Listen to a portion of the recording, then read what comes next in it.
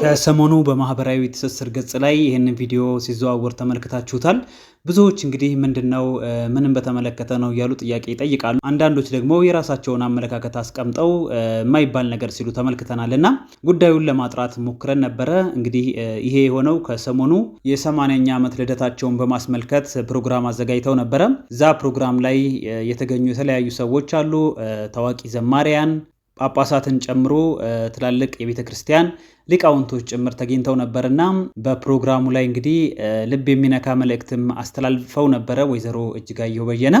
ከወራቶች በፊት የ80ኛ ዓመት ልደታቸውን በማስመልከትም አንድ የተናገሩት ነገር ነበረ። ምንድነው ያሉት? እንደኔ እግዚአብሔር ያከበረው የወደደው ማን አለ? የዓለም መድኃኒት የዘላለም አምላክ እግዚአብሔር ለኔ ያደረገልኝን ለሁሉም ያደርግለት። በ20 ዓመቴ ከግርማዊ ቀዳማዊ ኃይለ ሥላሴ ንጉሠ ነገሥት ዘኢትዮጵያ እጅ ተሸለምኩ። እንደገና ከ60 ዓመት በኋላ 5 ልጆች 8 የልጅ ልጆች አፍርቼ በ80 ዓመቴ ከብፁዕ ቅዱስ አቡነ ማትያስ ቀዳማዊ ፓትርያርክ ርዕሰ ሊቃነ ጳጳሳት ዘኢትዮጵያ ሊቀ ጳጳስ ዘአክሱም ወእጨጌ ዘመንበረ ተክለ ሃይማኖት እጅ ለመሸለም በቃው።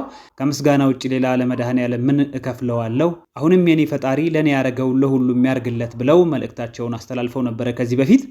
አሁን ደግሞ እነሆ በእንባ ሌላ ፕሮግራም ሲዘጋጅ ማለት ነው ብዙ ሰፋ ያለ ነገርን ለማስተላለፍ ሞክረዋል። እንግዲህ ወይዘሮ እጅጋየሁን እንደምናውቃቸው ከዚህ በፊት የጋሽ መሐሙድ አህመድ የቀድሞ ባለቤትም ነበሩ። በአንድ ወቅት በተለይ በእግረኛው ሚዲያ ላይ ቀርበው የተናገሩት ነገር ብዙዎችን አነጋጋሪ አድርጎ ነበረ። 2 ልጆች ከወለዱለት ከጋሽ መሐሙድ አህመድ ጋር በፍቺ ቢለያዩም አብረው በነበሩበት ወቅት ምን አይነት ሚስት እንደነበሩ የገለጹበት ሁኔታ በጣም የሚገርም ነበረ። በወቅቱ እንግዲህ የተናገሩት እኔ ለመሐሙድዬ ሚስቱ ብቻ ሳይሆን ማናጀሩም፣ ገረዱም፣ አገልጋዩም ነኝ። መሐሙድ ለስራ ወደ ግብዣ ቦታ ሲሄድ እጁ ወጥ እንዳይሸት ራሴ ቆሜ አጉርሼ አብልቼ ሲመጣ ጌታዬ ደህና መጣህልኝ ብዬ ስሜ ተቀብዬ እጅ ነስቼ የእግር ውሃ አቅርቤ እግሩን አጥቤ አክብሬ ነው ያኖርኩት። እኔ ባለ አክባሪ ነኝ። ምክንያቱም ሙሉ ሰውነቴን የሰጠሁትን ሰውዬ እንዴት አለማክበር እችላለሁ?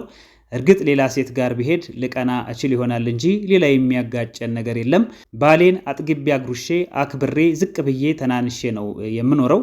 አስተዳደጌም ይህንን ነው ያስተማረኝ። በቅዱስ መጽሐፍም ባለ ራስ የበላይ ነው። በዚህ ምክንያት አክብሬው አፍቅሬው ነበረ የኖርነው።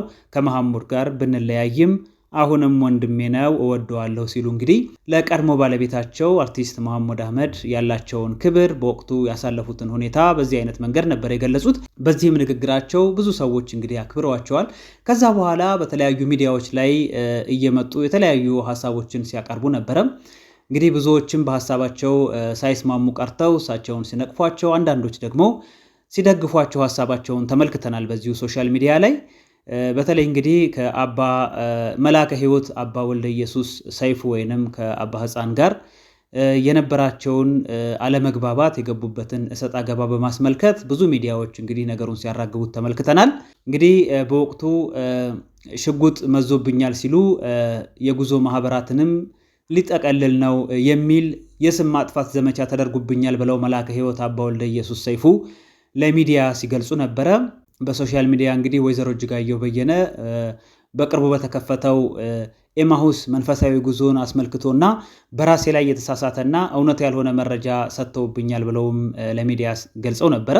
ኤማሁስ መንፈሳዊ ጉዞ ጤፍ ሊሸጥ ነው ተብሎ የተሰራጨው የሐሰት መረጃ ነው ያሉት መላከ ሕይወት አባ ወልደ ኢየሱስ ድርጅቱ የተከፈተው በውጭ ሀገር የሚገኙ ገዳማት ከኢትዮጵያ ጋር ከማስተሳሰር እንደሆነ አስረድተው ነበር። በወቅቱ ከጉዞ የሚገኘው ገቢ ቤተክርስቲያናትንና ገዳማትን ለመስራትና ለማሳደስ እንደሚውል ተናግረው ነበረ። ወይዘሮ እጅጋየሁ አዲስ በተከፈተው ኤማሁስ መንፈሳዊ ጉዞ ላይ እያሰራጩት ያሉት መረጃ ፍጹም ሐሰት ነው ብለው ነበረ። ኢየሩሳሌም በሄድንበት ጉዞ ላይም ከስርዓተ ቤተክርስቲያን ያፈነገጠ ተደጋጋሚ ጥፋቶችን ስታደርግ ቆይታለች። አሁን አዲስ ድርጅት መክፈቴን ስታውቅ በሐሰተኛ መረጃ ስሜን ለማጥፋት ተነስታለች ሲሉ መላከ ሕይወት አባ ወልደ ኢየሱስ ሰይፉ እንግዲህ ተናግረው ነበረ። በዚህም ቅሬታ ውስጥ ገብተው ነበረ ሁለቱ። ይሁንና ታዲያ በጣም ደስ በሚያሰኝ ሁኔታ እርቅ አውርደው በዚሁ በ80ኛ ዓመት ልደታቸውም ላይ አባታችን እንግዲህ ተገኝተው መላከ ሕይወት አባ ወልደ ኢየሱስ ሰይፉ ማለት ነው ደስ የሚል ንግግር ይቅርታም እንግዲህ መባባላቸውን አብረው እንደምትመለከቱትም እንግዲህ ሲዘምሩ ሲተቃቀፉ አይተናልና ይሄ በጣም ደስ የሚያሰኝ መደገምም መሆንም ያለበት ይሄ ነው ብለን ነው የምናስበው። ሰው ሊጋጭ ይችላል፣ በተለያዩ አጋጣሚዎች ቅሬታዎች ሊኖሩ ይችላሉ። ዋናው ትልቁ ነገር ግን ከክርስቶስም የተማርነው የወሰድነው ነገር ይቅር መባባልን ነውና ትኩረታችን መጣላታቸው ላይ ሳይሆን ይቅርታ መጠያየቃቸው ላይ ስለሆነ ይሄ በጣም ደስ የሚያሰኝ ነገር ነው ማለት ነው። ከሳቸውም ውጪ ሌሎች የተጣሏቸውን እንደዚሁ እያቀፉ ይቅርታ ሲጠይቁ ነበረ መላከ ሕይወት አባ ወልደ ኢየሱስ። ስለዚህ በዚህ በ80ኛ ዓመት የወይዘሮ እጅጋየሁ ልደት ላይ ብዙ የይቅርታ ነገሮች ሲነገሩ እንደነበረ ነው የተመለከትነው።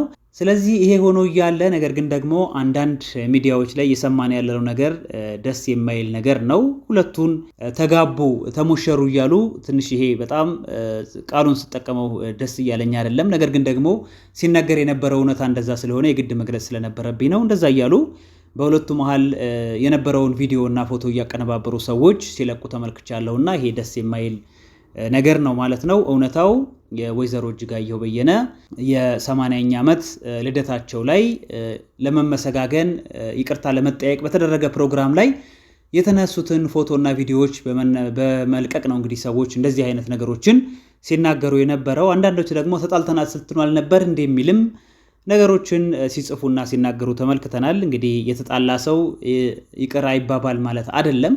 ሁለቱም ለቤተ ክርስቲያን ትልቅ ነገሮችን ያደረጉ ናቸው። ወይዘሮ እጅጋየሁንም እንግዲህ ከደርግ ጀምሮ ከዛም ከኢህአዴግ ከአባቶቻችን ጋር ብዙ ለቤተ ክርስቲያን የሰሩት ስራ አለ።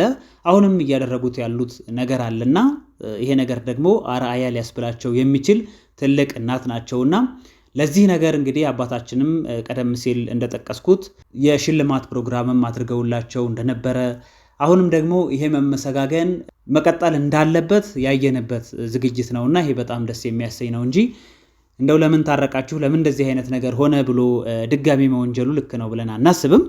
ስለዚህ ለሀገርም ከሃይማኖቱም ውጪ ለሀገራቸውም ትልቅ ስራ የሰሩ ናቸው እኚህ እናት። በኃይለ ሥላሴ ቀደም ሲል እሳቸውም እንደገለጹት ማለት ነው ከኃይለ ሥላሴ ጊዜ ጀምረው ነው ትልቅ ስራዎችን ሲያደርጉ የነበሩት። በእርዳታው በተለያዩ ስራዎች ውስጥ ተሳትፈው የሚገኙ ትላልቅ ስራዎችን ያደረጉ እናት ናቸውና አሁንም እያደረጉ ያሉ እናት ስለመሆናቸው ብዙዎች ይመሰክራሉ። ስለዚህ የምስጋና ፕሮግራሙ ያንስባቸው ይሆን እንጂ አይበዛባቸውም ለማለት ነው። ስለዚህ አሁን ላይ እየተዘዋወረ ያለው ፎቶና ቪዲዮ ይሄንን ይመስላል ማለት ነው። ከዚህ ውጭ ሌላ ዓላማ የለውም። ሌሎች የተሳሳተ መረጃዎችም የሚወጡ መረጃዎች ልክ አይደሉም። እውነታው ይሄ ነው ለማለት ነው። የተከበራችሁ አድማጭ ተመልካቾቼ ቻናሉን ሰብስክራይብ ያላደረጋችሁ ሰብስክራይብ አድርጉ። እንደዚሁም ቪዲዮውን ላይክ እና ሼር አድርጋችሁ ለሌሎች መረጃው እንዲደርስ አድርጉ ለማለት ነው። ስለሰማችሁኝ ከልብ አመሰግናለሁ። መልካም ቆይታ